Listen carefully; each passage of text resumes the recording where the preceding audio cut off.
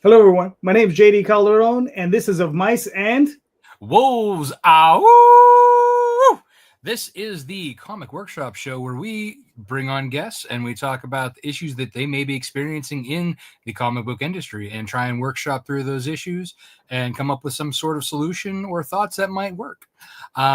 So without further ado, let's bring on our first guest. Muted. Hey, everybody. Hey, Mark. Tell the good people who you are, sir, and what you do. Yeah, I'm Mark Romero. I am one of the co-founders of Edictor Media, and I write comics. I'm written the comic incident report. Currently, I'm running a campaign for our newest comic, Bound by Words, and yeah, that's me. all right, cool. Good deal. Good deal. You're muted too. Oh, I'm gonna undo it. I promise. All right, she did. Yeah. Yeah. Hi guys. Hi, Jessica. Tell the good people who you are. All right. Well, I'm Jessica Mason from Wicked Tree Press. I write comics. I also write novels and horror short stories. I'm the writer of Mary Shelley's School for Monsters, and I also I wrote an adaptation for a book adaptation for a comic project with Laguna Studios. So that's kind of been what I've been up to. Yeah. So I'm excited. Very nice. I am Jay. Tell the good people who you are and what you do. Yes, I'm Melissa J. Massey, your purveyor of fine fantasy comics and tragic shenanigans, and currently I am kickstarting my trade collection for The Alchemist of Aurelia, my Turkish fantasy series. Very nice, very nice. Yes. Okay, so JD, shall I tell the good people here what the format before we continue on? Please, because you know how I like to treat the format. JD just likes to take a big old steamer on it. Well, I just like to get to the point, But go ahead. All right, now that I've already went off the rails. So the way this show works is that we're going to go clockwise. So we'll start with Mark first. Basically, Mark will tell us what his issue is or what he needs workshopped. And then we will go around and ask clarifying questions for him to make sure that we know what he's already tried, so that we're not kind of giving him things that that he's already been doing. Come on, as well as it, what's that? Oh, I think her internet might be messing up on her. Oh no. Well, as MJ gets her interwebs situation fixed. Anyway, so the goal is to figure out the question or figure out what the issue is, what he might have already tried, and if there's maybe some confusion, he'll help to tell us a little bit more. And then after all the questions are done, we will go into the answers that we think might help him individually, and we could also have a little bit of a group discussion about it. So we are here to help you all as much as we possibly can, because we all have issues. Yes, that's true. We are independent comic publishers, yes. So without further ado, Mark, sir, tell us what your issue is, sir. Well, I've got a lot of issues, so do you have a book to write everything in? Because it might take time. Pick one, sir. Okay, one issue. Pick a good one. Pick a good one. I would say right now my main issue is dealing with the dead zone in the campaign, and it's especially challenging on backer kit during an event because you have a lot of people coming in backing multiple projects, and sometimes people think, oh, I backed too many, which means that they have a higher likelihood of canceling their pledge. So the last day or two has been going in the wrong direction. I've lost a couple backers. So we lost JD too. Well, continue. Timing. So yeah, just looking for ideas. Sometimes I feel, welcome back, JD. I feel sometimes bad posting too much on Facebook. Maybe I shouldn't feel bad posting constantly on Facebook and Twitter and Blue Sky and all these places, hammering home the message. But I don't know, it feels defeating sometimes to just be on social media like that sometimes. But yeah, at the same time, looking for ways to engage people, get pledge levels higher, get people engaged in the campaign, and continue continuously backing. At least, one or two a day in the right direction would be nice. Yes, very much. Okay. So, Jessica, do you have any clarification questions for our good Sir Mark? I guess besides the posting on social media, what are some of the other things that you've tried or you do? What are some of your other techniques? Well, one of the things that we've been trying to do is encourage people on the campaign to back, or to not to back. They've already backed. I was going to say to share the Back campaign. again. Back again. Double back. Sign up Put again. a second card somewhere. So we've been trying to get people to share the campaign.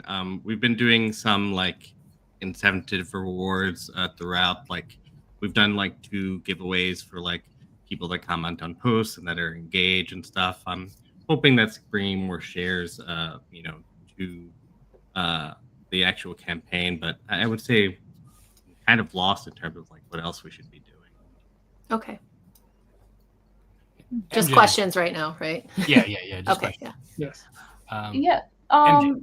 Yeah. So I'm vaguely familiar with these backer kit events, and I know sometimes they'll have crossovers between the projects themselves. Is there any comparable projects that you have reached out to do one of these more direct partnerships, or have you kind of been more going it alone, as it were? Yeah. No, that's actually a good question. We do have actually 2 projects that we're collaborating with. We could potentially add another collaboration with another project kind of in the middle, and maybe that would strike some additional interest. But we did find like a project that was like right up our alley. Like we're writing a sapphic like romance, and there was another like sapphic novel that was being written. So we paired up with them pretty quickly. And then we're also paired with like just like this like cozy like coffee shop like comic book that just had like the same vibes as their book as well. But there's definitely another couple like people in like the Printopia event that like I think we could do some sort of collab with. I know you are able to like link between collaborators. When I did it with you guys in the Plushie and Pentopia in the past winter, you could only connect one. Are you able to do more now? Or are you just doing kind of like what we did with like Tyler, how like Tyler and I were linked and then we were like shared with you just by sharing? Yeah. We're doing that basically. It's still a 1-to-1 connection. I think that eventually they'll break it more. Yeah, they should. Because all it's going to mean is that at the end of the campaign, I'm going to have to ask them to like do the connection manually. So. Yeah. I was curious. Obviously, you said you're hooked up with 2 or 3 other campaigns. What exactly are you doing with them? As far as, are you just promoting one another? Are you cross promoting? Are you like sharing out PDFs with one another? Are you doing things like that, like doing physical rewards, maybe like a trading card where each of you donate a little piece of artwork to it or something? Do you have something like that going along? Yeah, so one of my collab partners, which their campaign is like Lesbians in Space 2, they are doing a short story. So like you get an additional short story from their book added on, and then we also did an art print as like a kind of a cover for the story. So that's one. And the other one is doing, they're going to send out an enamel pin, and we're going to send out an art print that like puts all of our characters in like the same like picture, basically. All right, cool. Very nice. And the chocolate souffle recipe, which is a little bit random, but it's a part of their book, and we decided that we were going to make souffles the other week because we thought it was a good excuse to try something new. Nice. So besides the cross collaboration and your giveaways that you've done, do you have any other sort of like freebies like in the middle of the campaign that you've been giving away, or like kind of like sign up by this date or something to like get X? Yeah, I've done 2 giveaways to like comment to people that commented on like a post or 2, or interacted with the poll so far. But they're not backing like incentives. Yes, they're not backing incentives. I don't know. I've been a little bit wary of doing like a backing incentive by a certain time period because I don't know. I've never tried it before. I don't know like how it like works, like how you like, okay, these are the backers from like this day and then like before. Like, have you had trouble? Has that ever been a concern? Am I just crazy in that part? I mean, it is something. So it's a little bit more work to do it. It can be done because you have the timestamps. Well, in BackerKit, there's a way to do it to export it that way. Yeah, so, you can filter them out. Yeah, I can filter it out and export it. I've done just because I've done it on BackerKit. Yeah, so it is possible. It does add a layer of work for sure. Yeah, it's not a straightforward thing. You have to actually either ask somebody from BackerKit to help you or figure it out yourself. So it's a learning curve, but once you know it, you know it. Yeah, I think that's probably a good idea. I've been going away from it because I wasn't sure how it was done or if it was possible, but it does sound like it's possible. We just need to think of the reward that we can give to everyone kind of like easily. But a note on that is I did switch every campaign I've ever done. I've done the week 1, week 2, week 3, different. I've done it that way, except for this campaign. I decided to do it more like, I think the way Rob does it, but also a couple of people where I did more of a milestone rewards, and so that all the backers are going to get it. And I did the week 1 stuff differently. So, I mean, so both ways are good. It's just like the incentives help because it gives you something else to talk about. Yeah. So when you're posting, you're not always posting about the same thing. You have this extra thing to tell people about, and I find that to be helpful during the second week for sure. So, does anybody else have any more questions for Mark, or shall we jump in? MJ? One more. So you have projects from Kickstarter that you've done. Have you reached out to those previous campaigns and kind of explained the process of how to get into BackerKit and, kind of easing them over into the new system? Or have you just kind of been keeping it straight to like your email lists and BackerKit in general? I've been keeping it mostly to my email list and BackerKit. I have not hit like the older Kickstarter campaigns, which maybe that is another thing that like should be done.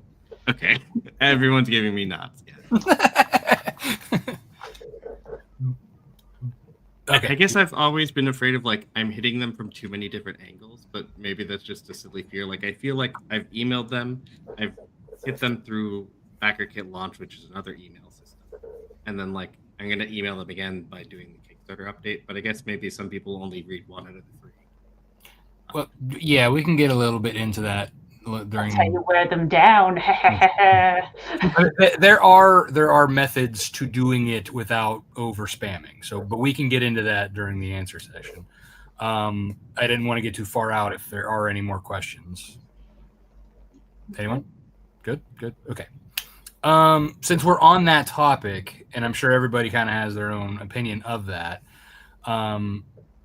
I think a good thing about doing that, like when you're going to the updates, is doing it not every campaign at the same time. Don't do that. Don't do that. And anybody out there, please, who's a creator, don't do that. So yeah, if you emailed somebody that day, don't do the update the same day. So maybe like a day or 2 later.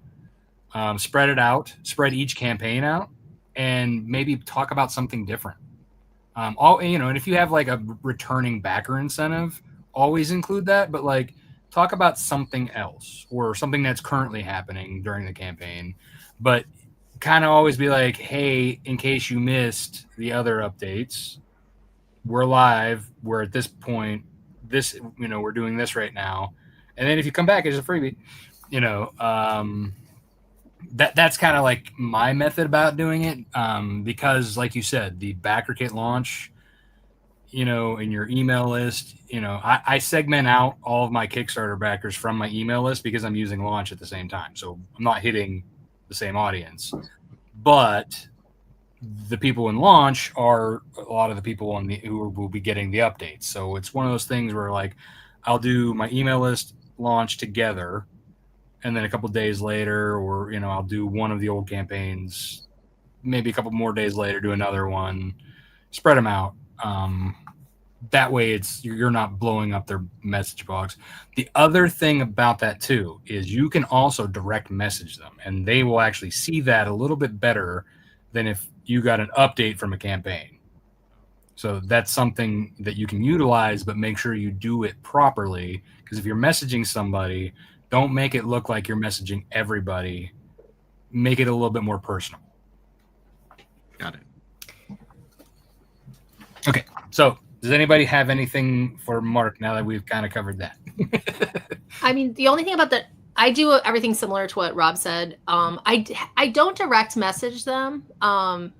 That's just a personal choice. I've thought about doing it. I like to do the update, and when I do the updates in the campaign, I like it to be that I'm telling them something that relates to the campaign that they backed. Like maybe I have an update about art, an update about something else, or I have an event coming up, and so I'm telling them something that is of interest to them, is important to them, and then I'm like, and also just so you guys know, obviously the next Kickstarter is of interest because they backed it before, but so I just do updates, which I know doesn't get seen as by the same amount of people, but I haven't figured out the direct message thing. I wouldn't do it through Facebook. That's something that or any other social media, but they are technically your captive audience through Kickstarter, and they backed you before.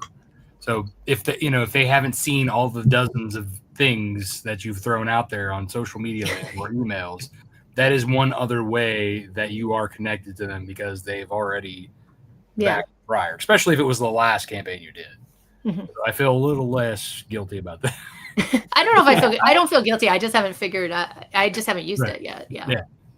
It's tricky because, like you don't want it to sound like a mass message. You want it to sound a little nicer, but depending on how many backers you have, are you going to individually type each message to? It becomes a balancing act. I know for me, I run 2 different series, so I'll do the 2 most recent campaigns from each series, so that way I'm not bombarding them all at once by trying to target multiple series or multiple campaigns. I just hit those 2, and then sometimes I might go back a little further to the next previous one, but otherwise I just try to keep it recent. But I think that really only works if you're serializing. If you have a lot of different titles, you might still want to hit more than that. Cool. For myself, one of the things I would, I don't know if you have a Substack, but what I do with my Substack is I'll tend to find a subject, write about it, and I will lead it back into my campaign somehow. So I will, talk about some generalized geek thing that I'm involved in, and I will just loop it back around to my campaign in some strange way. And one of the other things that I've done as well is during the middle of the campaign, offer up to new fans a secret perk, because you can do it. Well, I don't know about BackerKit, but I know you can do it in Kickstarter. You can offer up a secret perk, and you can offer that up to them. And, it could just be a discounted perk, or it could just be something a little more unique for them, foil cover or something.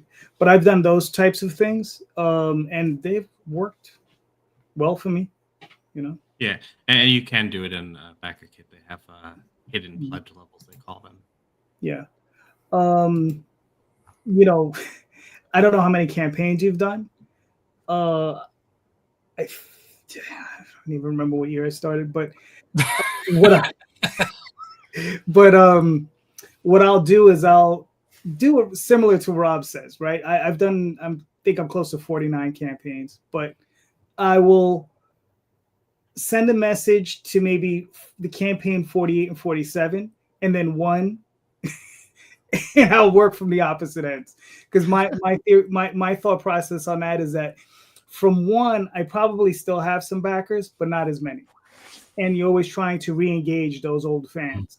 And, one of the ways to do that is through Substack, because their information is in there.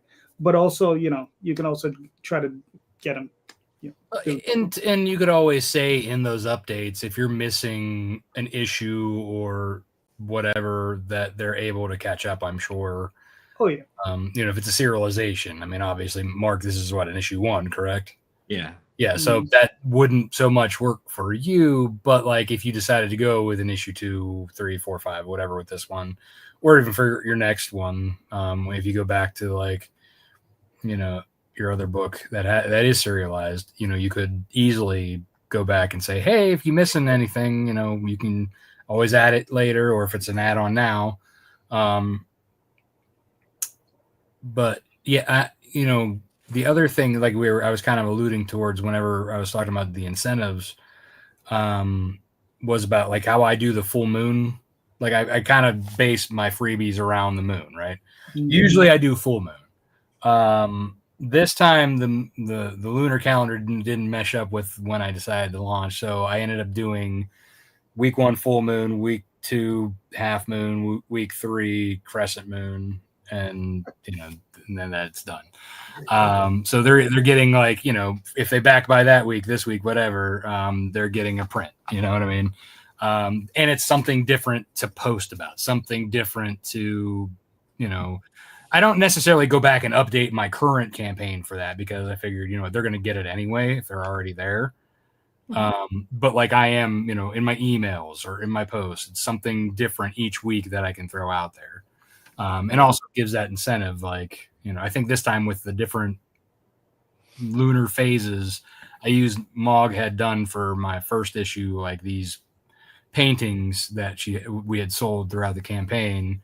So what I did is I took those original paintings and put them into a 5x7, and they're like the lunar phases that coincide with.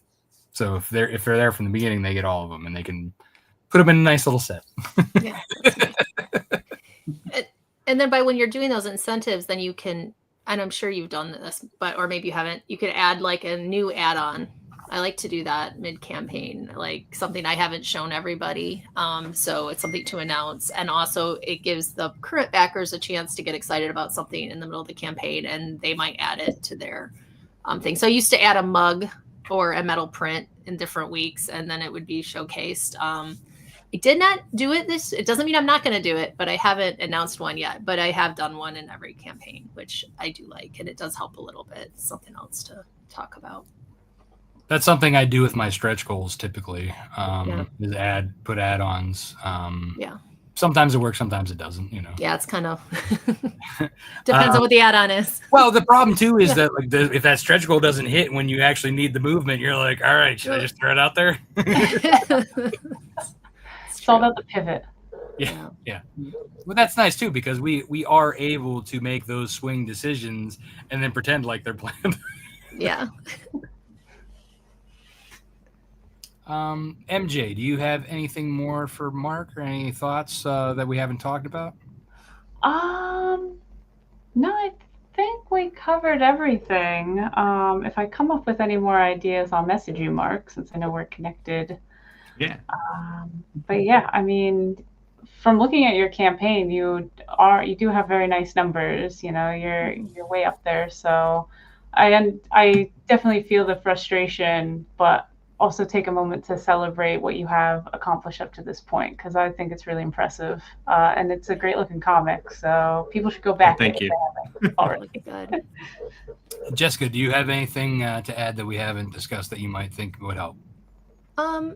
No, I think we went through a lot to give them, and I just wanted to second what Melissa said. Like, it is a beautiful campaign, and you are doing really well. So that's great. Thank you, everybody. Mm-hmm. JD. No, I think I've said everything I'm going to say on this one. Mark, I hope we helped in some way. Mute. Yeah. I've got a list of things to do. I've got like 5 to 7 action items that we can do. Oh, good. That's a good average. I've got 7 days left. I've got 7 days to post stuff, so I think it'll work out. All right, cool. So listen, if we get 1 or 2 in, we're happy. Yeah, right. Yeah, as long as they're satisfied, right? Usually with 1 or 2, 7, we're batting 1,000 tonight. Right. Okay.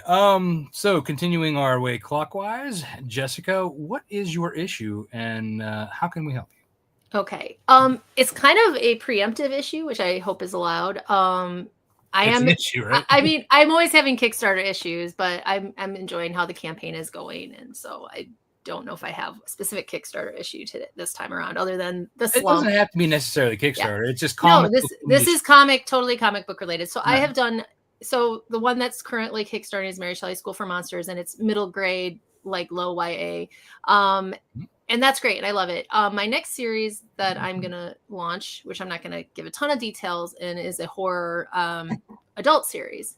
It's safe for work. It's not like, It's like more adult. gore. Yeah, and it's just a totally different audience. Now I do write horror shorts, and sci-fi shorts for adults, but I know that some of you've had long going series, and that's not quite how I do Mary Shelley. I do Mary Shelley like a prologue comic to get ready for the hardcover. So I haven't quite actually done a really long series, and I'm starting one, and I am currently I'm going to just tell you, I'm going to do five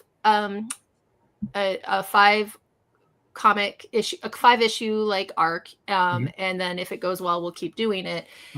And I guess my question really is, like, as I'm kind of approaching it, I realize it's something totally different that I haven't done. And just like launching a series that is issue by issue, working with stores, doing that, it just like kind of troubleshooting it ahead of time, because I realize it is a different beast. And I know you guys maybe all have had a little more experience with it. So I guess, is that allowed? Is that an issue? Or is that, that's just what I wanted to talk about. So I mean, and it's something that we haven't really tackled yet. So okay. Yeah, I think that works perfectly.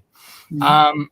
Mark, do you have any clarification questions for Jessica? Come to me last, because I need to think a little bit about them. Okay, then. MJ. So I guess it's the concern about like brand, because you've built a brand around a more like YA middle grade audience, and now you're kind of shifting, even though you have written in the horror space, or is it more about the format of the book you're offering? Or I think it's more the issue by issue, doing the storytelling differently. No, and the branding is part of it, because I do think my audience is horror, and there's enough adults who will engage in both. But yeah, it is both of those things actually. So I have questions about both of those. Like if you guys have had experience in going from the one genre in comics to the other, but then more specifically, just launching the issue per issue, both on Kickstarter, but also with comic book shops and things like that, which I haven't done. So, yeah. Question. Yes. Do you typically do volumes then? Like multiple issues at a time when you're Kickstarting? I did something very weird. I don't really know if anyone else does this, but I do a collector. So the first time I did Kickstarter, I do these comics called Origins 1, 2, and 3. And then I do a hardcover, which is, so the Origins comic is the prologue, and it has a special cover art, and has all its own little merch prizes, but it's just a collector of it's the prologue. It acts on its own because it's set back in time and not in the future. And then I can eventually put those together as a trade because they work together, but it's not quite the normal. Here's the first chapter of the story. It's like you get the Origins 1, and then you get a hardcover graphic novel. Then you get the Origins 2, you get a hardcover graphic novel. And so some of my audience is more the comics people, and they get the comics, and then some of them get the hardcover, and then some of them get both. So that's, I think that actually probably affects growth in a weird way on my campaigns, but that's all right. It works. It's working. I have a good fan base, but yeah. So you mixing prose with comics? I write both, but my comics are just comics. Like I do write, so I don't mix them. The hardcovers are graphic novels. Yeah, they're graphic novels. Sorry. Okay, so the series you're doing currently is going to be a comic book, basically 5 issues, in a series eventually to be compiled into a trade paperback. Exactly. So it's something more traditional, I guess. Yeah. Gotcha. So my only, I probably got a few questions, but I know it was not the easiest one. I realize now that I've put it out there. No, that's fine. Is when you lay out your story, I mean, is that where you're having an issue? Laying out the 5-issue arc? No, that's not. It's not the story. It's not the storytelling. I think I'm talking more about when I'm starting to market it in my head and think about it. Right. Like it's about the launching it. It's about how do you approach it differently than something like it's like how you guys have had it is the pivoting of the audience. Like, hey, did the middle grade thing. Now I want you guys to look at this, darker, grittier horror. And I'm going to do it the issue 1 to, I'm going to do more issue by issue release. And so, yeah, it's more just like how, because I've got the outline and I've started, I've written the first script. And so I'm feeling confident about that. And I'm, going to reach out to artists and do all that stuff. But it's just like when I'm thinking about, just like, so it's not about the story. It's about the marketing of it, and the launching the Kickstarter and like some best ways to approach that. And what you guys, I know that Rob has done both like a children's book, but then he has the adult one. Like you got a little crossover stuff going on, but I think you had the adult one first, right? Yeah. So, so I'm rambling, but so not the story part so much, but although I'll take any advice. Is this the one that you're working with Laguna Studios on, or is no? This for yourself? The Laguna Studios one is I'm doing an adaptation of a novelist's book, and so I wrote the script for that already, and then the artist is D Fish, and so she's already working on it, and Laguna Studios is publishing it. So I'm just. I happened to meet her at the Erie Comic Con a few weekends ago. Oh, cool! Yeah, I have right next to each other. Oh, that's cool. I haven't met her. Wait, you met D or you met D? D. Okay. Yeah. I just know her through Substack right now and through this project. Funny enough, she actually doesn't live too far from me. She used to live in Florida and then moved with her wife or girlfriend. I'm not sure. However, whoever it is, they moved to Oil City, which is about an hour and a half from here. Yeah, her art's amazing. I love her daily that she does, and they let me use a first chapter of The Well Keeper, which I thought was so beautiful. So yeah, I'm excited. I'm excited by the project. It's a cozy escape. It's like a bake. I've inherited a magical bakery. It's like butter, sugar. I'm going to say it. I always do this. Butter, sugar. Oh no, the book. It's really great, and I've had a lot of fun. And it's Jessica Rosenberg wrote the series, and I feel so bad right now because whenever I try to say the name, my brain just like puts it all into 3 different things. But I also don't know if I'm supposed to say the name, but doesn't matter. So is that project and your new project, are those going to come out around the same time, or you don't know when you're going to launch your new one yet? They won't come out at the same time. Yeah. Okay. I think the pace on the Laguna Studios one is much faster than where I'm at. Yeah. So. Okay. So where are you marketing currently? Because obviously you say you're not on Facebook. So I don't. Yeah. So I'm on Blue Sky. I'm on Substack. So I have my Substack. I use Kickstarter. I quit doing ads entirely for this round. It's the first time. I haven't noticed a big difference, to be honest. But I've also heard that Facebook ads have kind of taken a dump the last 6 months, and I don't know if you guys are using them or not. So I don't have any. So that's it. Really, it's my newsletter. It's Kickstarter and Blue Sky. Gotcha. And I'm on Instagram. I came back to Instagram. Right. I forgot. All right, now I just have answers, Rob. So go. Okay, good. Any questions? Go. Oh, any more questions? I have one last question, which is, how do you know if there's any overlap in your audience? Like, they'll go for the middle grade book, but have you done any like direct polls to them to see if like they're interested in other genres? Do you know how much overlap you have? No, but that's a good idea. I haven't done that. I like that. I'm writing that down right now.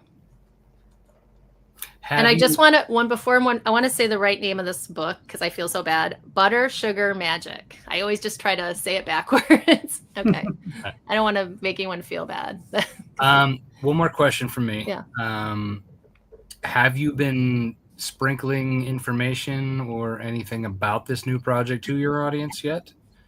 All I've done is 3 weeks ago, I do Monster of the Week. So I wrote about vampires and did mention that there would be vampires coming from us soon. So it is a vampire inspired story. And Yeah, which I've wanted to write. I'm actually writing it with my partner.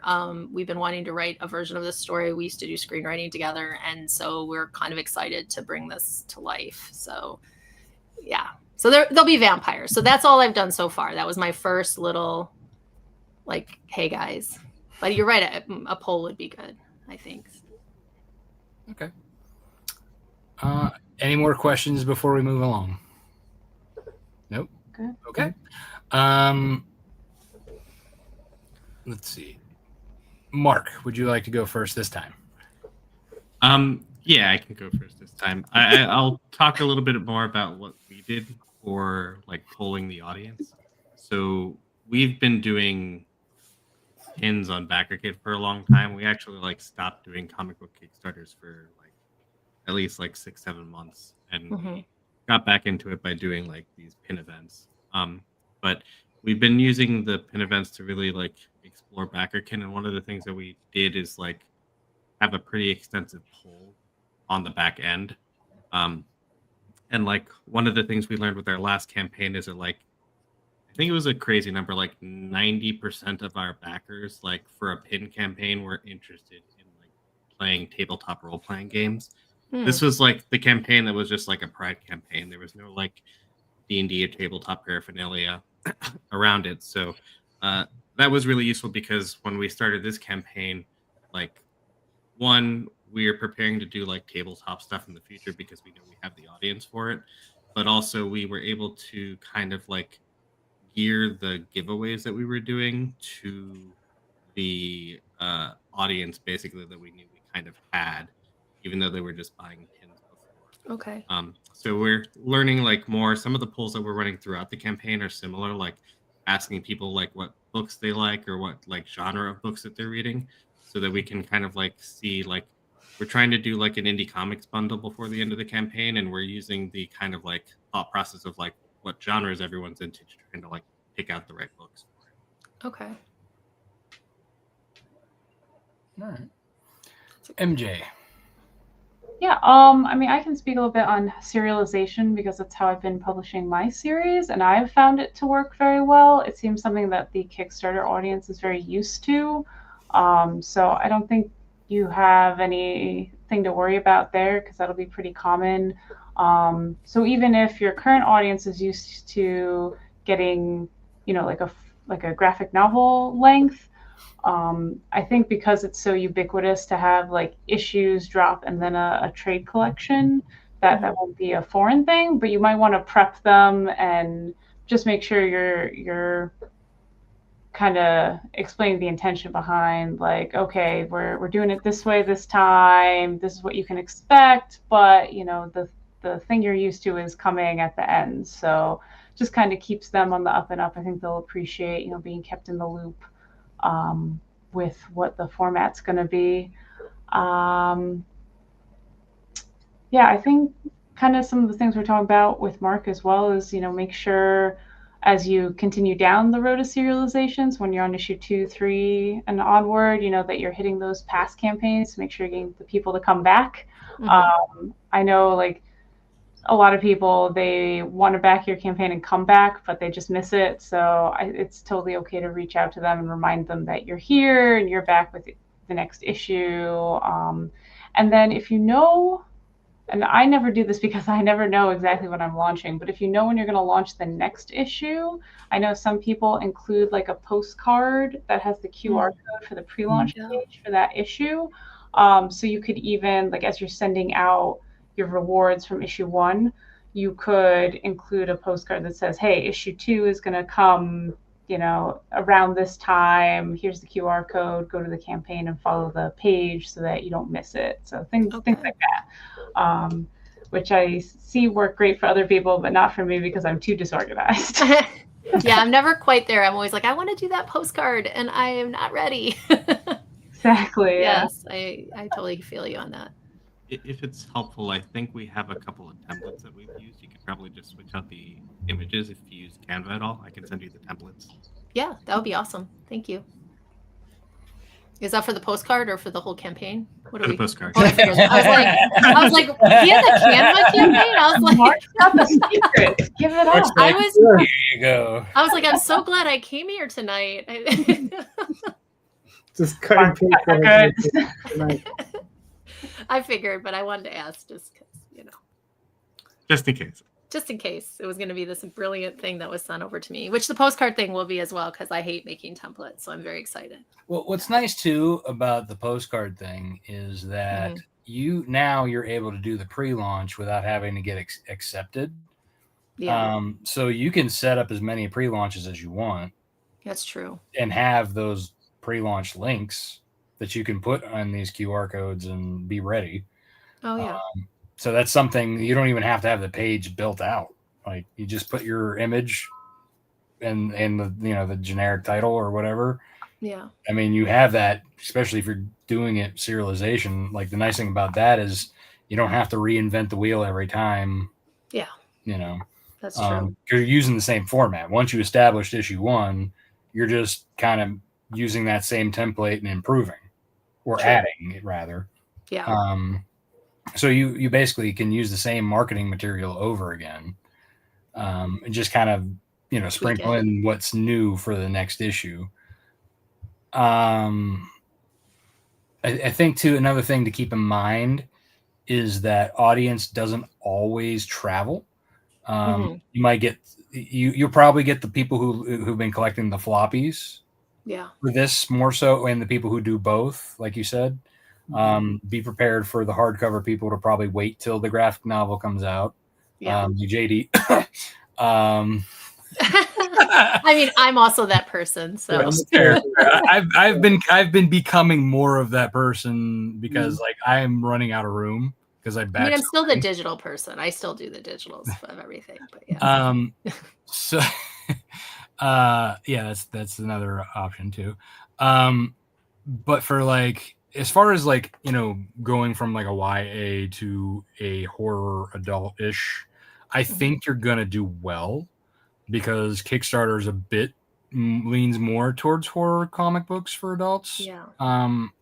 Not so much like we'd say it's not that, the not safe stuff, but in general, like horror has been one of the bigger genres on Kickstarter. Tyler James has a lot under his publishing, with Sync and other things. He's one that really proved that. I love what he's doing with the pre-launch rewards. Oh yeah, exactly. I was so like, that's such a good idea. Yeah. Well, it's because, as Mark said, now you can see the pre-launch people who are backing compared to the people who are following your project after it's live, and it is like I was looking at mine the other day. Like I'm over 50% of my pre-launch backers who've transitioned. Versus like the people who are like following, I think it was only like 18%. So like you can see that like the numbers, it's like people who are following you prior really want to back you, Yeah. Those are the ones chomping at the bit. So that does make sense to start doing that now. But as far as like, I think you will get some audience crossing over, but I think you're also going to pick up a lot of new people, and especially with each issue, you're going to keep picking up new people as you go. And then it'll just kind of snowball from there. Plus, a lot of us who, could help you when the time comes with cross promotions or, other things, or sharing out to our audiences. I mean, I was like, I'm feeling left out of the adult comic. I was like, I got to do a grown-up comic so I can. I mean, I love middle grade. I mean, it never stopped us from sharing you before. Yeah, I know. I know that, but it would be fun. It'll be fun to dip a toe in there. I'm probably going to just dive right in, not dip a whole toe, but yeah. Just rip the Band-Aid off. Yeah, just do it. JD, do you have anything? Yeah, one of the things I would suggest, since you write prose as well as the comic, because the Oswald Chronicles, I originally started in prose and I started adapting it. One of the things I started doing is I would do a 24-page comic, right? But what I would do is I would offer up, usually as a stretch goal during the campaign, to put the prose in the back of the comic. And I would break it up. Let's say if I was doing 4 issues, I would break up the four-issue prose story into those 8 pages that are left over. If you're doing a 24-page, if you're doing a 32-page comic, it might be a little bit harder for you to do. if you're doing 32 pages of art per issue. So you would do the comic, but then you do is the prose part in between? Like, is it extra story? Is that what it is? No, it's no? actually the same story because I would adapt it from the prose story. Nice, got it. So That's then fun. I would have, so you could read them, and then obviously what I do is I edit the hell out of the prose stories because, you know, you can write a page of prose and write whatever. One panel. Right. No, I can write one page of prose and it could be 100 pages. Well, yeah, same difference. One half doesn't the other. Right. Yeah. So, you know, you have to really pare that down. So I tell everybody, it says read the prose because you can compare the two. And the one thing I notice is that when I do that, you have more retention on the second issue, third issue, and fourth issue. That's a cool idea. Yeah. The other thing, since you do prose on the side, you could also just maybe write an original story, and that might be able to pull in some of your other fan base from your prose. Yeah. You say if you pick up the comic, well, I'll have, you know, this. Maybe even at the end of it, you could just have a separate chapbook that you sell separately with that one story in it. Yeah. That's a good idea. I should do that for Mary Shelley too, but you guys, I'm writing so much I can't. I do like that idea, JD. Cool. Happy to help. Yeah, I mean, really, like, it's not that different from what you're already doing with the single issue promotion. I mean, because technically even though they're standalone stories that are prologues, you're still treating it as 1, 2, and 3, right? Yes. Yeah, because I'm going to put them together. Yeah. Right. Exactly. So you're technically doing that. It's just that these are going to have a sort of a cliffhanger at the end. Yeah. so I mean, you're just treating the campaign the same way. But like, as you, you know, as everyone has said, like, let your audience know beforehand the format, you know, that this is going to be an ongoing, like at the very beginning, this is a brand new ongoing series of, you know, 5-issue story arc. This is issue number 1, you know, because you're going to get, for issue number 1 tends to be one of your highest backed to start, like number wise, because people want to jump on and grab that number 1, right? So you might see some sophomore slump happening in issue 2, but then it's going to start to like creep back up. So don't get discouraged if issue 2 may not get as many backers, but you'll get, you know, you will get some attrition plus some new, you know, it's always a constant thing. Plus people sometimes will wait till the end at that point. You're like, okay, well, now I got the first one. I'm going to wait and collect the rest of it. For the trade. You know, so you're going to have that. And don't let that get you down. Because, you know, I know all of us kind of feel a little bit of that, you know, why isn't this one doing as well as my last one? I try not to look at mine in the face too much, or I get. I mean, I'm staring at it. I'm like, why aren't you moving? Yeah, well, it's the last 3 days have been strange. I'm just like, okay, that's where we are right now. It doesn't matter. Yeah. Okay, that's all really good stuff, guys. Thank you so much. You're welcome. Cool. All right. So does anybody else have anything to add before we move on? No? No, I think this one's good. And Jessica, we hope that this one helped. Yes, it definitely did. Good.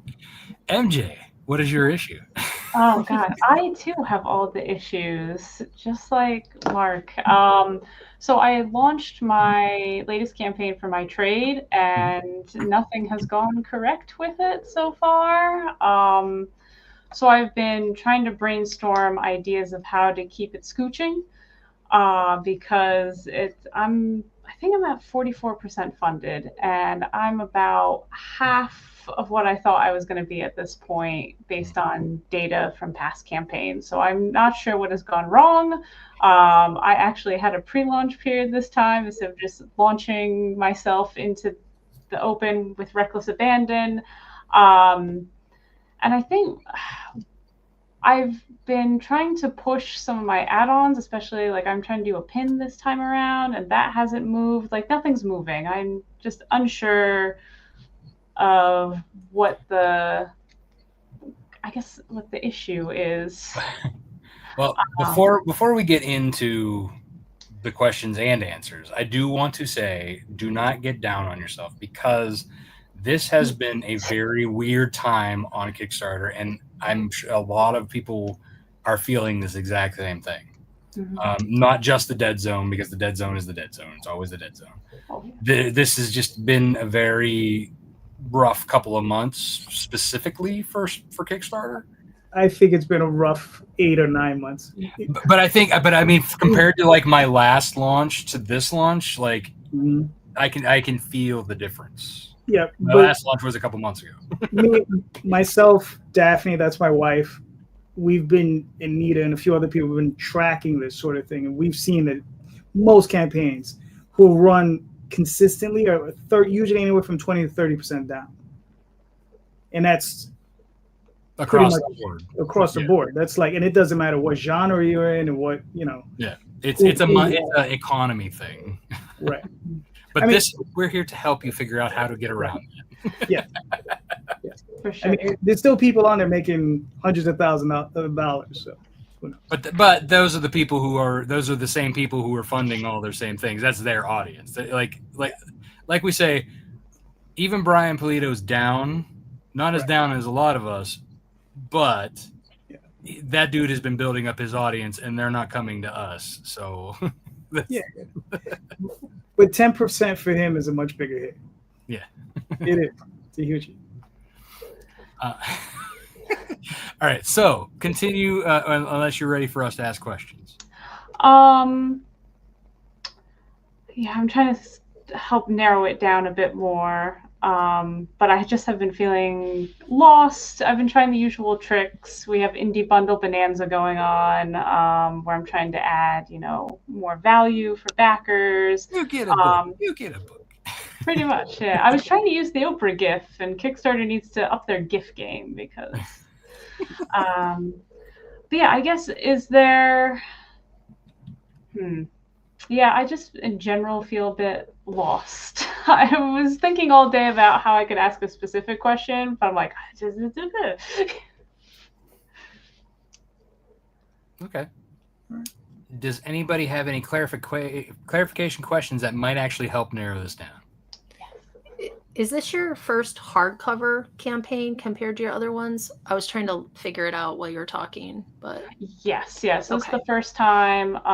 Basically, I ran out of issue 1s of the series, so I decided to do a collection of the first 4 issues. So I'm trying to do a bigger print run of paperbacks and hardcovers that I could then have for this campaign, future campaigns, going to shows, that kind of thing.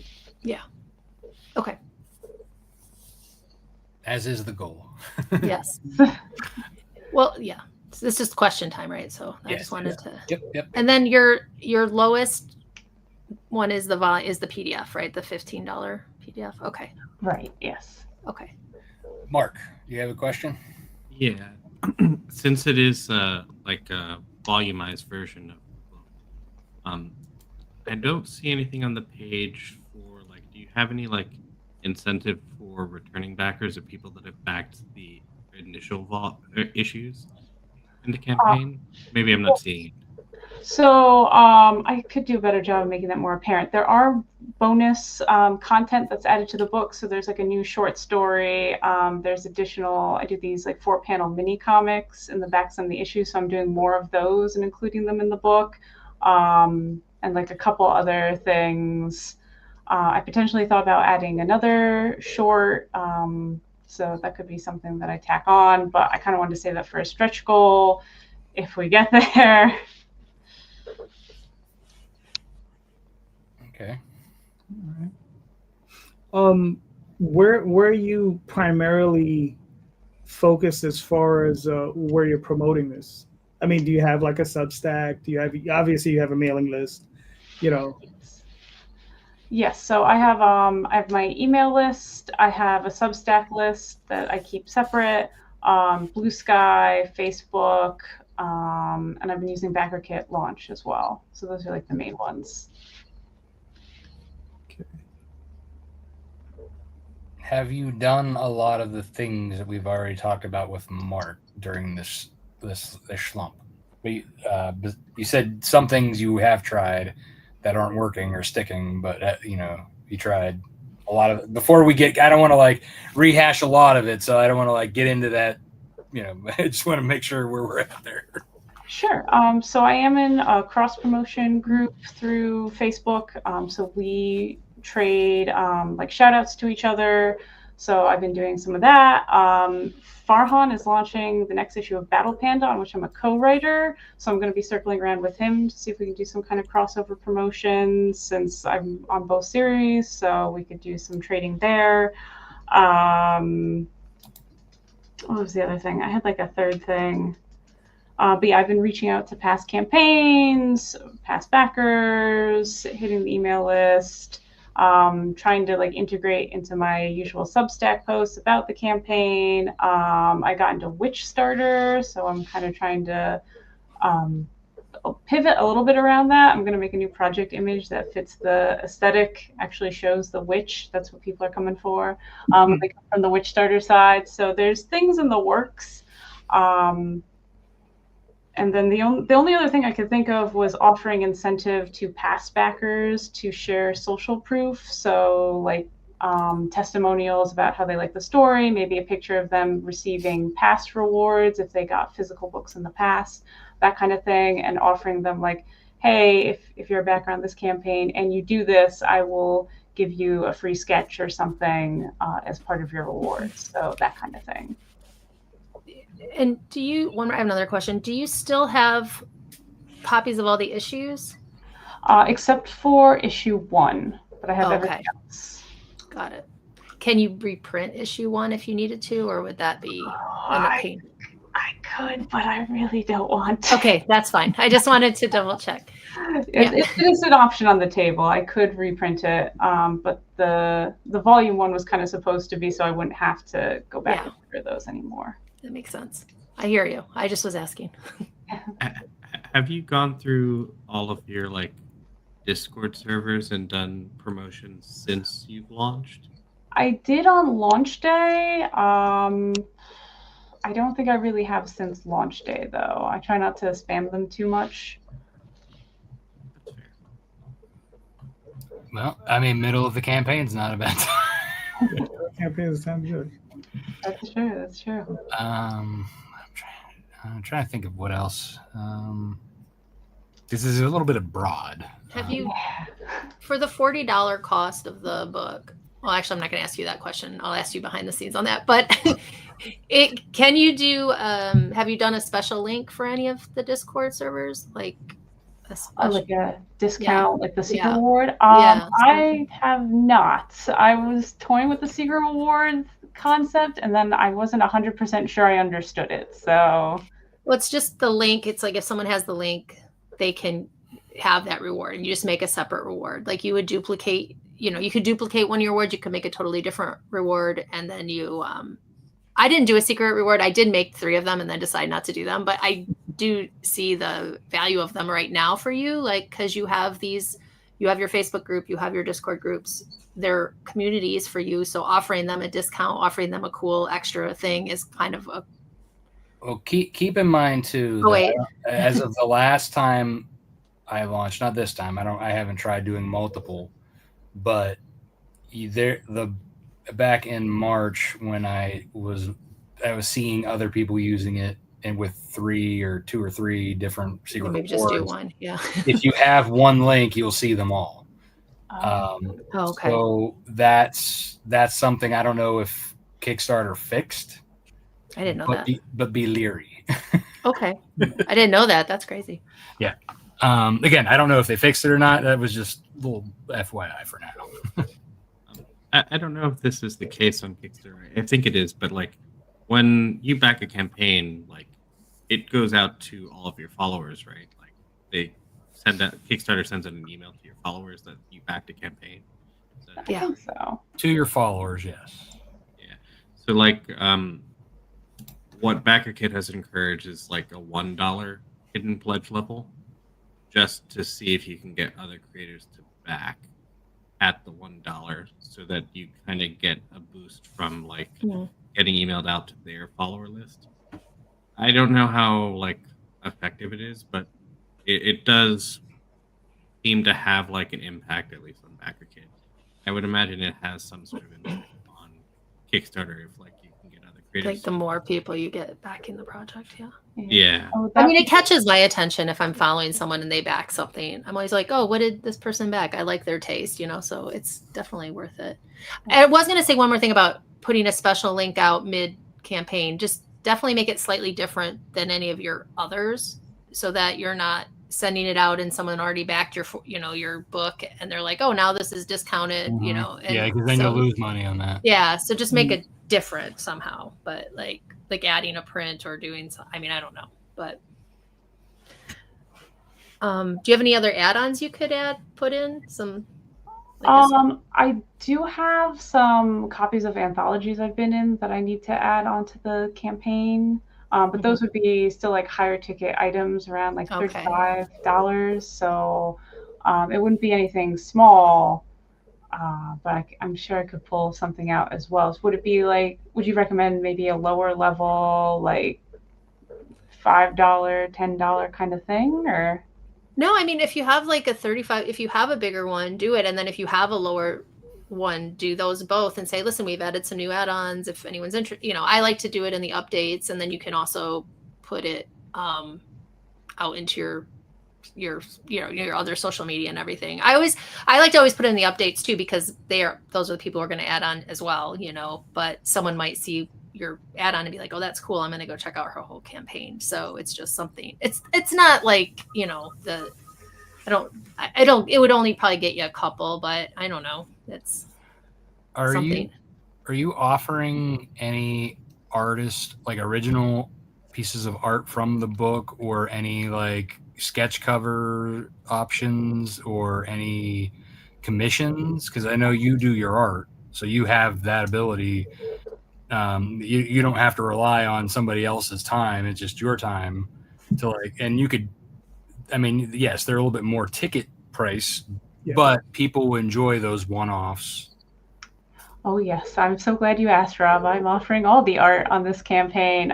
So I have 2 different tiers, because some of the issues are inked, but the one issue is only penciled, because then I started doing digital. So I have 2 different tiers where you can get one or the other. I'm also selling off like original art pieces of the illustrations from the series, so including book covers and other like promo art I've done in the past, and the cover for this book.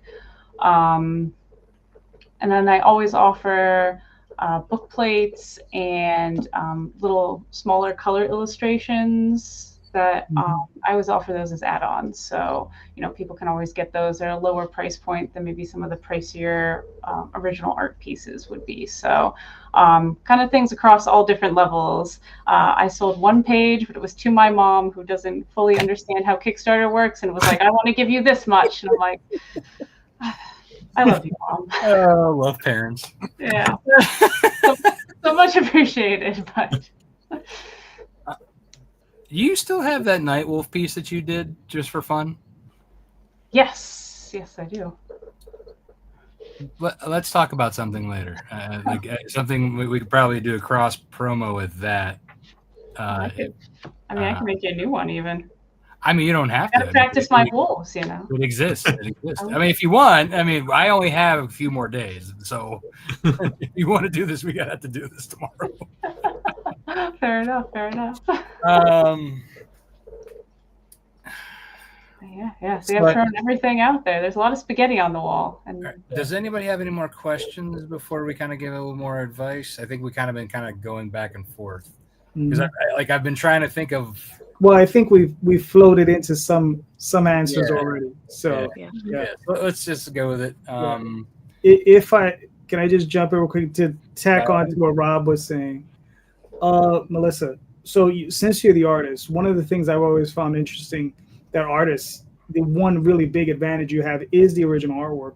One of the things I would suggest adding on is, I know you said you were doing small illustrations already. I'm pretty sure you know what a remark is. It's where you do like a small head sketch with your signature. On the cover. Yeah, usually on the cover or the inside, you do like a little head sketch for them. You can add another $10-$20, for those. And those tend to, the fans who, especially people who are buying higher ticket items, I always say don't be afraid to add on with those guys because they're there to buy high ticket items. So they're going to want that little extra something, especially if you limit it to like 10, 20 people or whatever, whatever you feel comfortable doing. Yeah. And like I said, and with the higher priced books, I would say don't ever be afraid to put them up because again, if people are buying higher ticket items, they're not going to be afraid to pay those prices. Yeah. And especially if I know you're in the Cthulhu Invades. Mm-hmm. So those sell very well at cons. Don't be afraid to throw that out there. In their attractive books too. So they will, they are delightful eye candy.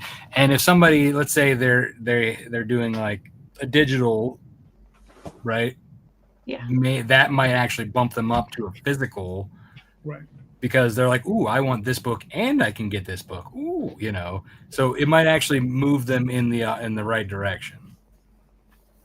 Okay. Yeah, I had Cthulhu on my list of like, oh, I should add that on. Travis reminded me the other day. It's like, oh. I know, and you still haven't done it. I know.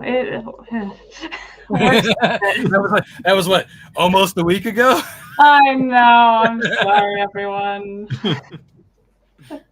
Do it now. Oh, before I go to bed, I'll put it up there. Let's see. Does anybody else have anything that they can think that might help her? I think I might. This is again, I think, pointed towards maybe some of the pledge levels, and I might be missing it again on the page. So I apologize, but I think it might be useful to maybe do an update or add to the page some more information about your other titles.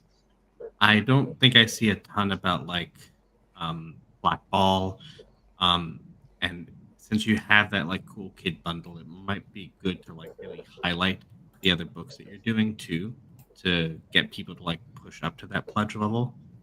And then the second thing that I'm thinking, and this might be kind of out of whack, but I'm not an artist, so I don't have original art to sell. But I would think it would be pretty cool if like maybe you did like a post that like highlighted one of the pages that you have available and talk about like why that page was important to you, and like really get people interested in like, oh, I could maybe get this page that like she described it, like it's really, really cool, like it's important to her, it has this like effect or something, and kind of like engage and get people interested that way by talking about like a specific page that you have pencil or inked. Okay, yeah, that's a good idea. I didn't think to do that. Pick out those specific pages that might have like a cool detail, like, oh, like I got the effect because I smeared the ink by hand, and you could have this in your house where my hands were, Mm-hmm. Nice. Very cool.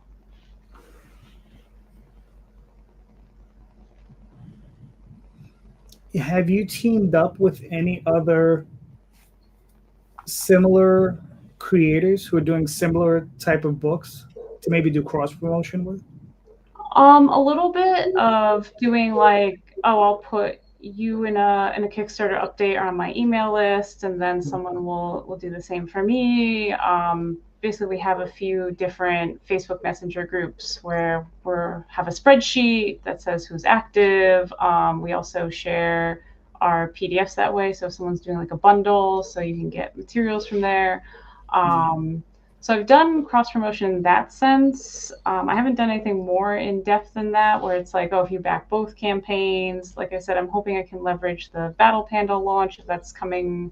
I think Farhan said he was doing it like next week. So that's why I'm thinking with that Nightwolf piece that you did, we could do like a 5x7 cross promotion thing, in that manner for the last 3 days of my campaign. Oh yeah. So that might help.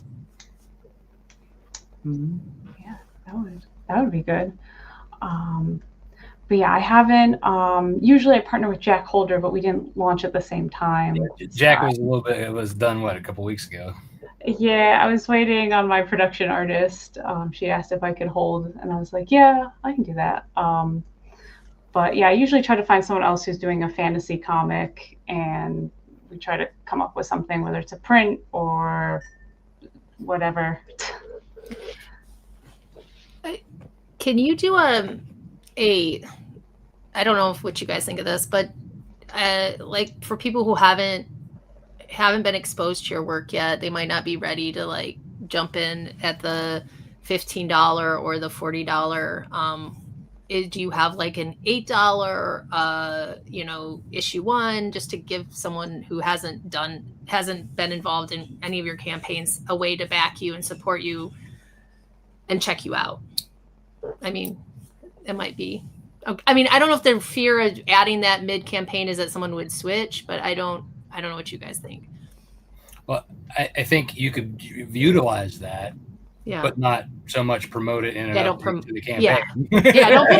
Don't put it in the update, but you could say, hey, just to have it, because sometimes I think right now, just with the economy, I do think it is something that is probably causing you some of your problems right now, is that people just it's the new people, the people who have know nothing about you, that are like, oh, I do like these things, I might like this, but a $40 graphic novel for me right now is too much. And then sometimes even $15 is too much. So it's like, is there one under 10 that you could offer to give people a taste of it? And a taste of Aurelia. Yes, the first taste is cheaper. Not free. It's cheaper.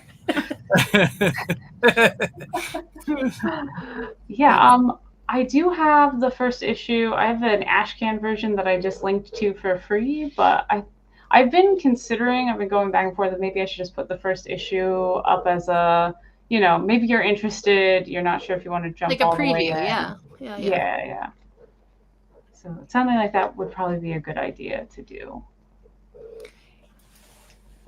And even if you want to combine them, issue 1 and 2, you could do like and do but I don't know. I'm just spitballing right now because I'm starting to get tired. Although you guys are all later than me, I'm a wuss.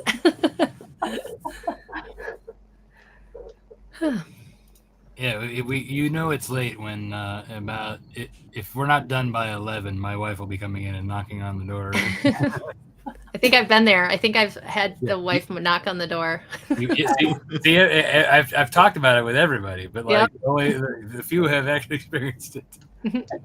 At a certain point, I just get, I don't want to go to bed energy, and I just keep going. I was like, I should really lay down. I never have that. I love sleep. I love 4 o'clock in the morning when I'm like, I want to go back to sleep. I get my best sleep between about 5:50 and 6 a.m. and that's about where the key golden time happens. Ruins it. Does anybody else have anything that might help MJ along? You said a lot. I don't know. Yeah. Has it been helpful? Very helpful. I know. I felt so bad coming with a vague ask, but like I said, and I think we're all feeling it too. It's just like, like nothing's going to plan. So I appreciate you guys dealing with me and giving me so many good ideas to help. I feel reinvigorated. Part of me was just like, I don't want to do a campaign anymore, but now I feel Fair. Well, let's help the good people out, JD. Do you think it's time to start sharing some of these? Yes. Normally I try to come up with a spiffy little thing to introduce each one, but I'm a little out of it. It's been a long day. So we will begin with Sapphic Fantasy Romance comic, bound by words. So Ooh la la. Mark, I have to say I'm quite impressed by especially being on back. I know it's part of the, you're muted, by the way. But I'm quite impressed, for Backer Kit, this amount of money in backers for you. I mean, you know what I mean? I'm very happy for you. Thank you. We've decided to go a little bit weird because we have just been doing Backer Kit campaign after campaign, and when this comic was done, did we want to go back to Kickstarter? I feel like I've forgotten a lot about how Kickstarter work, and they changed a lot of stuff. But I've 6 campaigns in on Backer Kit, and I was like, I know where everything is.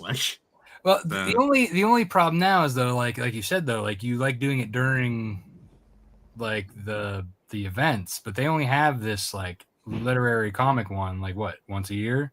Once a year. I think so we're eventually going to have to bite the bullet and either run a campaign without an event or move back to Kickstarter for an issue or something. Or why not do both? I was thinking about that, but I figured somebody would get upset about that, but maybe yeah.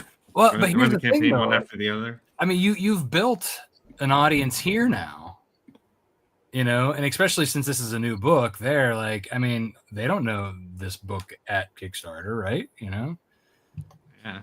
You know, and I guarantee, like, not even half of those are probably from Kickstarter. Just have to do one with a different cover. Just do a special cover for Kickstarter.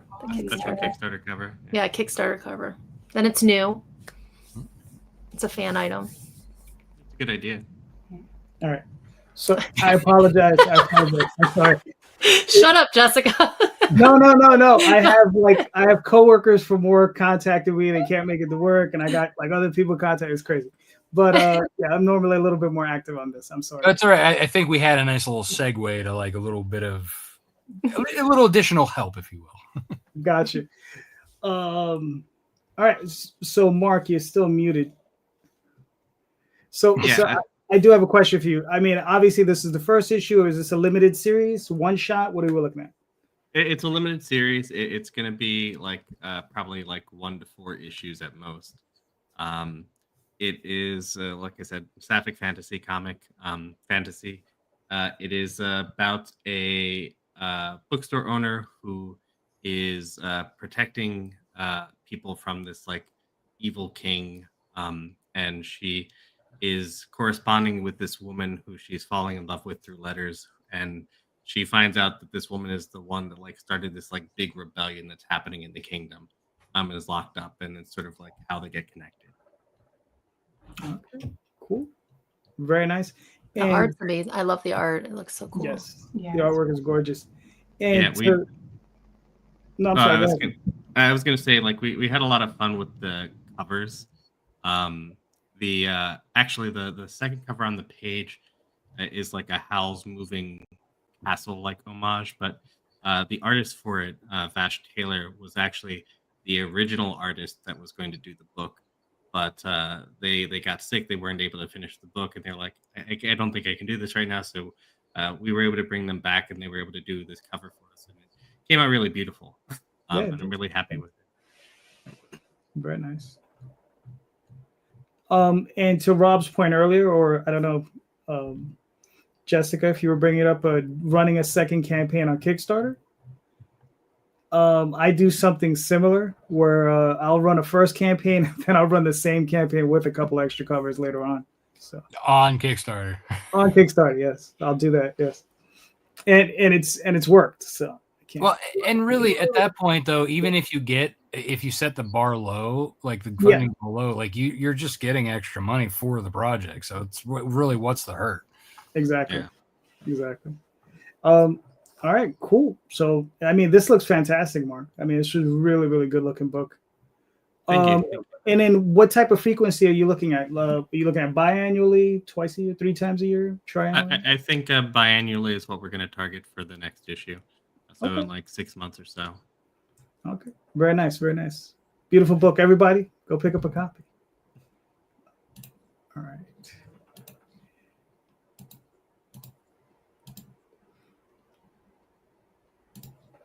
All right, next up we have Mary Shelley.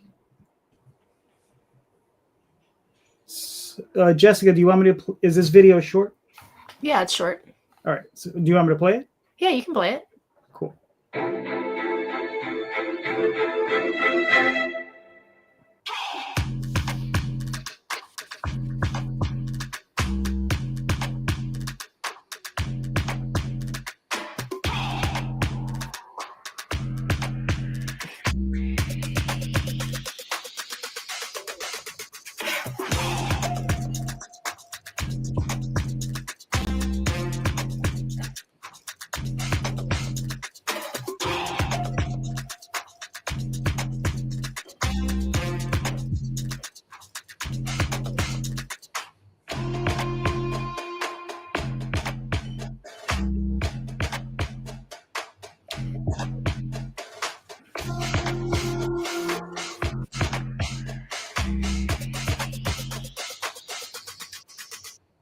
Hi, everyone. I'm Jessica Mason, writer of Mary Shelley's School for Monsters. We are back on Kickstarter to bring the next chapter of the series to life.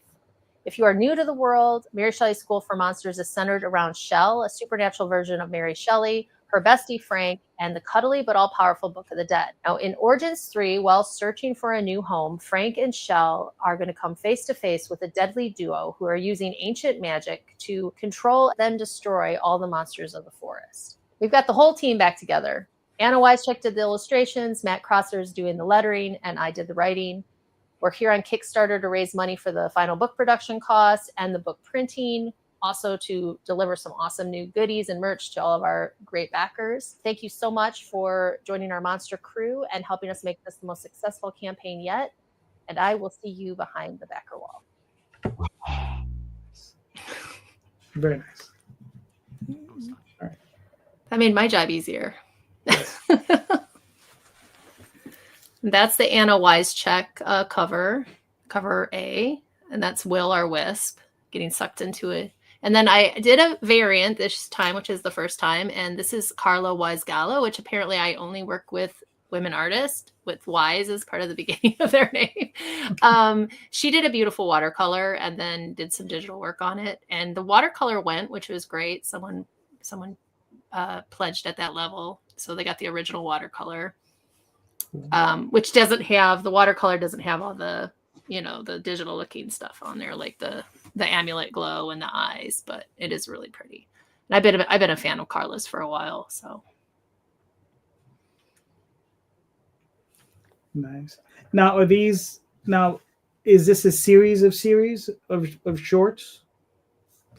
So so with Origins, for the whole comic thing, or what's just happening in this one comic? Well, for the whole series. Yeah. So Origins 1, 2, and 3 are the prologues of the graphic novels, but they are also back in time. So the first Origins tells you how Shell and Frank meet, how they have to defeat Dr. M, how she becomes this immortal version of Mary Shelley, which she basically, when she tries to free the Book of the Dead, the real Mary Shelley touches the book and it splits her into two entities, one that goes on to write Frankenstein, and then Shell, who is our main character. So that's Origins 1.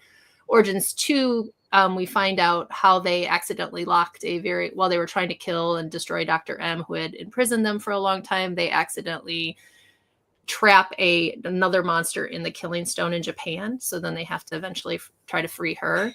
And then Origins 3 is when they're discovering the forest where they're going to build their school. And they're going to come across these little baddies, which are the Watchers, and they're Nephilim, actually. So they have a giant, scary version of themselves, and they are very hateful little monsters. They hate monsters. They hate humans. They think they're the only rightful creatures to live on this planet. So they kind of go from that route. Yeah, and then there'll be the fourth one will come in the future, and it'll kind of tie up. So that's all like 100 years later. That's all the backstory of all the graphic novels are in modern time, and where they are saving other monsters, and it ties into that. Okay. Cool. Yeah. Nice. And then, so I'm sorry. Please continue. Oh no, it's all right. And then we do an enamel pin. So Anna designed that, and it's Frank and Shell, and they're given the little heart symbol there. And we have one for each campaign. We have a vinyl sticker for each campaign, a metal print for each campaign. So, and those are all things that people can back at different levels.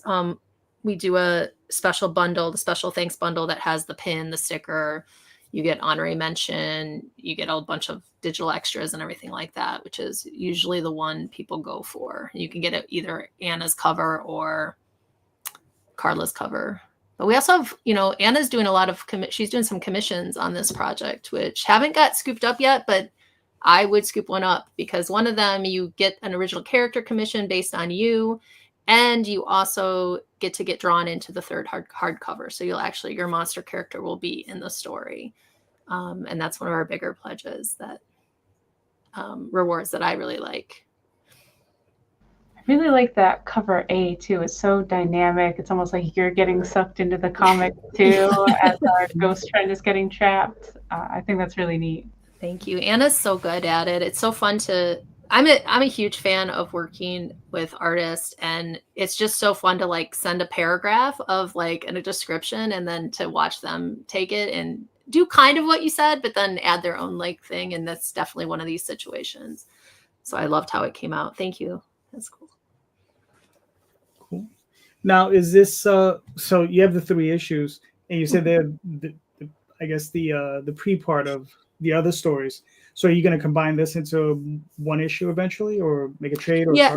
So once we do the 4th Origins, and then the 4th hardcover comes out, and I finish, that's the whole first arc for Mary Shelley. So it'll be a 4-part graphic novel series.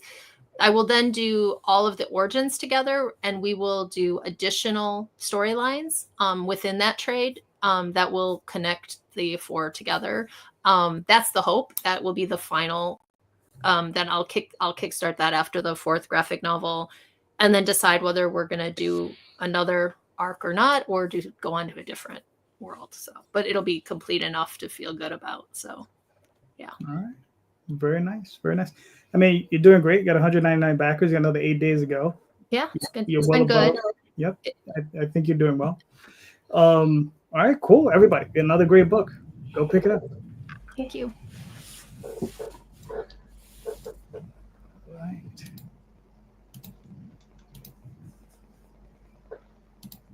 And now we got The Alchemist. Yes. Do you want me to play this video? It's kind of long, and I hate hearing myself, so. Okay. And we know Rob has nappy time coming up, so. I'd hate to get on the bad side of his wife. Me too. But yeah, The Alchemist of Aurelia, it is a Turkish fantasy adventure comic about a wizard named Nuria who prefers reading about magic more than she does actually practicing her magic. But she's going to have to get her act together real fast because a witch is coming to take her revenge on Nuria's home. So she and her flame familiar Shale have to go on an adventure in the hopes that a lost legend is true and they can find the lost atelier of the Alchemist of Aurelia, who lived like thousands of years ago. So, and they have some friends that they bring along the way with them. There's some spooky villains, lots of shenanigans, mostly of the tragic variety to ensue. And this edition will collect the first 4 issues, which is the complete story so far. So if you're new, this is a great jumping in point for you to get caught up as we move into the next arc of the story. Cool. Now, how many more? Obviously, this is the first arc. Do you have many more arcs laid out? Is it something that's going to be ongoing? Do you have a definitive ending? So I was initially envisioning maybe 3 volumes and a couple more arcs. So we've done this one. We have like the next arc is going to be issue 2, and that'll be the next 4 to 5 issues. And then the next arc after that will be another 4 to 5. So we're looking to aim somewhere between 15 and 16 issues, perhaps, if I can keep my act together. Yep, I know how that feels. Yeah, and you can get the cover painting. Every physical pledge gets a print collection of the original 4 covers. There are some variant covers left of issue 3 because that was the one time I did a variant cover. Lots of chances to get sketches in your book, small color illustrations. Like I said, we're selling art from the series. Yeah, all kinds of delights and goodies to behold. Cool. Looks beautiful. Yeah. What can you tell me about the pin a little bit? Sure. So it'll be 1.25 inches tall. It'll be rose gold metal, and the lantern part will be sparkly. It's of our familiar Shale. He is a small flame spirit, and he has to like stay in a lantern so that he can stay lit up. The first sticker, this is actually based on the first sticker design we did for the series, where it was him and there was a little banner that said "I'm lit," based off of that art. Very nice. Nice. Okay. And you, all right, you said you already said you were out of those. So, okay. So I mean, we have what, another 17 days left on this? Yep. We're are we halfway through? I'll say we're halfway through because I can't do math at this time of night, but we're going to October 10th. All right. Did you start it? Was it a 34-day campaign? No, I launched last Monday, so it was 28. It was a little short of 30. Okay. All right. So you're a little bit more than halfway there, but yeah, you're good. All right, cool. I mean, listen, I mean, the artwork is fantastic. I mean, and this is all you. This is all your work. Yes. I am the artist and the writer. I do have a production designer who helps just lay out the book because every time I try to do it, something disastrous happens. And I had a story editor help me set up the story as outlines, but the writing is all me. I kind of came to her with a bunch of ideas. I'm like, I don't think these will work together. And she's like, no. And we actually made it all work. So, but 90 to 95% of this is me. So Is all you. Okay, cool. Nice. Are you self-taught or did you go to school? I got an art degree from a liberal arts college. That was about the best I can swing with my parents. So, but yeah, mostly self-taught, self-study, and I do a lot of research. I'm a big art history nerd, and the Byzantine Empire is my favorite era of art history. So that's why the stories kind of has that Turkish Byzantine inspiration behind it. And I'm very nerdy, so I've researched everything extensively, including buildings that don't exist anymore, because if I'm going to use them as backgrounds, they're going to be accurate. Nice. Okay, very nice. Like I said, it's a really, really great looking book. You are at... All right, so you have 44 backers. You got 17 days to go. You still got a little bit to go with your goal, but got to put your hustle in. I think you can make it. Actually, no, I know you'll make it. It's a really, really nice looking book. Oh, thank you. And would you say this is more YA or is it just straight adult? T for teen. So, you could find it on the pages of Shonen Jump. It's that kind of level. It gets bloody, but people's eyes aren't flying out. Yeah. So would you say PG or PG-13? PG-13. Okay. Right, that's fair. All right. Good looking book. Yeah. Awesome. All right. Everybody, go buy a book. We all need more hardcovers. All right. We got one book left. Jesus Christ. This guy again.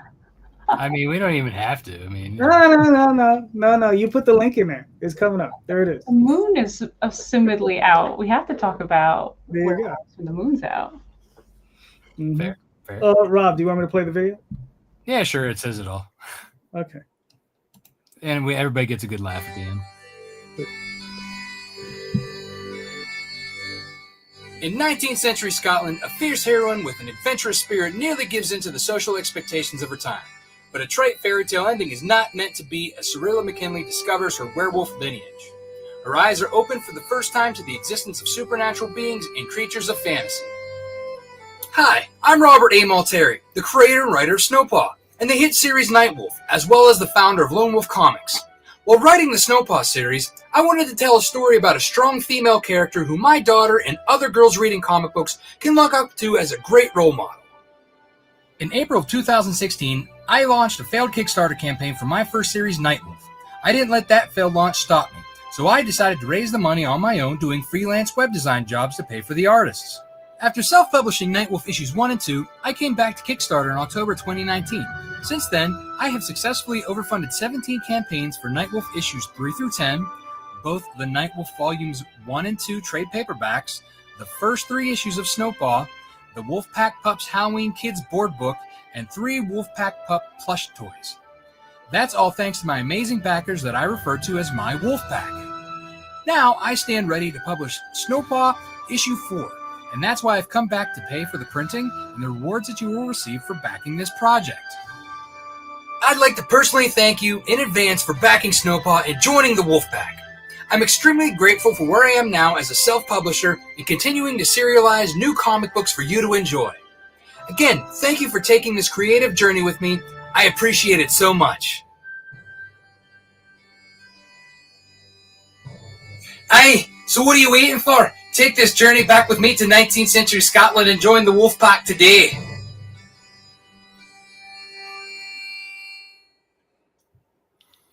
See, like I said, it was good for a laugh at the end. Like I said, that last shot you should have as a cover. It might break me just enough to buy it. You know, cosplay covers are the new craze now. Oh my god! I mean, I'd have to with that. I probably could be. So the kilt is actually the Chisholm kilt that's being used by the rich man and his son, who she's betrothed to in the first issue. So I probably could put a red wig on and be the dad. Be the bad guy. I'm pretty sure I cannot be the son. Gotcha. Now this is the 4th issue.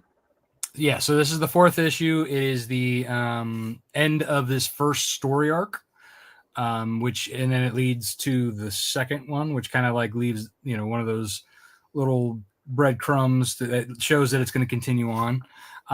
But yeah, so this is her origin story and kind of like how her first little adventure plays out, and it's been a fun one to write and to ride out, and there's still so much more to tell, and then they said, but this is a great issue. This one has a lot of action in this issue. So it leaves right off of where issue 3 ended, and they're kind of basically almost in an issue long battle till the end. All right, very nice, very nice. All right, Rob, I'm not going to scroll anywhere near the bottom. That's fine, because you got 2 miles worth of scrolling to do here. Why is it so long? I just throw everything at it and see what happens. It's all the bonuses. It's all the extras. Gotta get them. So many. Gotta have them. Yeah.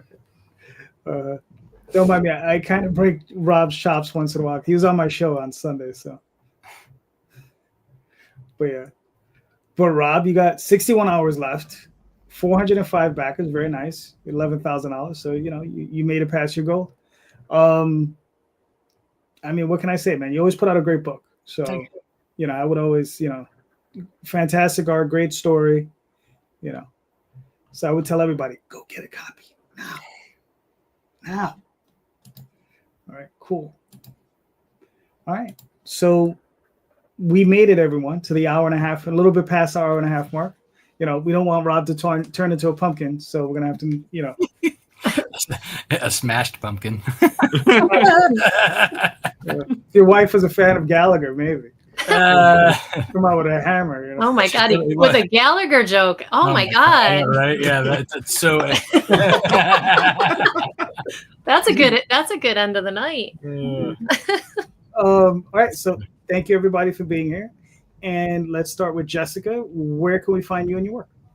You can find me on Instagram at Wicked Tree Press, Substack Monster of the Week, and Blue Sky Jessica Mason. Cool. Melissa? Yes, I'm also on Blue Sky, Melissa J. Massey, Substack, and melissajmassey.com is my website. So if you're looking for anything, you can find me there. Nice. Mark? On Instagram or Facebook, Addictor Media, and on Blue Sky at Addictor Mark. Very nice. Rob? You can find me at Lone Wolf Comics. You can go check out my titles there, any back information, as well as my online shop. You can get back issues and merch. You can find me on Facebook, Twitter, Instagram, and any other social media that's out there at Lone Wolf Comics. I'm only available really at those 3. At Rob Multari, same Twitter, Facebook, Instagram, and go check out everybody's stuff. All right, cool. You can find me on Facebook, Instagram, Twitter, DeviantArt, theoswaldchronicles.com, talltalesonline.com, dreamofpress.com, blah, blah, blah. And most importantly, Sunday nights here, sometimes with Rob, sometimes with other co-hosts, but I do a completely different show every other week, though, with Mr. Multari. And pretty soon, back on Kickstarter, pretty soon. another 3 weeks, maybe. It shocked me that he wasn't. Yeah, well, it's coming. It's coming. Like I gotta fulfill first. I fulfill first before I launch. But just to let everybody know, please, everyone, check out the show notes.